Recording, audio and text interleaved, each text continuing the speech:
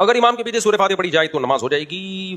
ہمارے نزدیک نماز نہیں ہوگی، کیونکہ امام کے پیچھے قرات کرنے سے قرآن نے منع کیا. اذا قرئ القرآن فاستمعوا له وانصتوا، جب قرآن کی تلاوت کی جائے تو خاموشی سے سنو اور خاموش رہو، غور سے سنو اور خاموش رہو.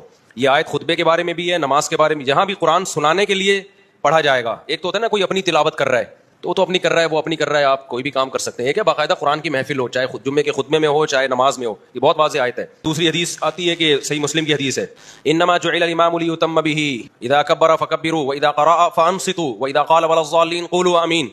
امام کو امام اس لیے بنایا جاتا ہے اس کی اقتدا کی جائے، جب وہ تکبیر کہے تم بھی تکبیر کہو، جب قرات شروع کرے تو خاموش ہو جاؤ، جب ولا الضالین کہے تو آمین کہو. تو ان حدیث کے پیش نظر ہمارا موقف یہی ہے کہ امام کے پیچھے تلاوت جائز نہیں ہے. باقی اجتہادی اختلاف ہے اس میں ائمہ کرام کا، جو ائمہ اس کو لازم سمجھتے ہیں جیسے امام شافعی. تو پھر وہی بات آ جاتی ہے، یا تو آپ دلائل کی دنیا میں جاؤ یا تقلید کا راستہ اختیار کرو. تو تقلید ہے تو پھر ایک کی تقلید ہے، یہ نہیں کہ کبھی حنفی بن رہے ہو کبھی شافعی بن رہے ہو. سمجھتے ہو کہ نہیں سمجھتے ہو؟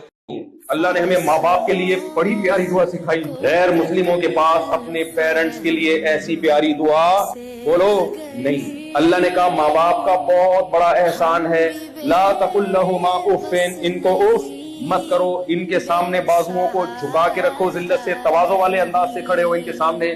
وقل رب ارحمہما کما ربیانی صغیرا، ان کے لیے دعا کیا کرو اے اللہ ان دونوں پر ایسے رحم کر جیسے انہوں نے مجھ پہ بچپن میں رحم کیا. کیونکہ بچپن بھولتا ہے انسان، تبھی تو ابا برے لگتے ہیں، ماں بری لگتی ہے، بچپن یاد نہیں رہتا. کیسا ترستا ہے ماں تھوڑی دیر کے لیے واش روم میں جاتی ہے نا، کیسا چیختا ہے بچہ. اپنے بچوں کو دیکھا کرو، اب بھی تو شادی شدہ ہو نا بہت سے، اپنے بچے کو دیکھا کرو. آپ کی بیوی تھوڑی دیر واش روم میں جائے گی، بچہ کیسا چیختا ہے. ہمارے اوپر بھی یہ حالات کل گزر چکے ہیں، کئی سال تک ہمارے اوپر یہ حالات گزرے، میرے اوپر بھی گزرے، آپ کے اوپر بھی گزرے. کوئی ایسے پیارے رشتے کو بڑے ہو کر کیسے نظر انداز کر دیتا ہے. ان السمع والبصر والفؤاد كل اولئک کان عنہ مسئولا.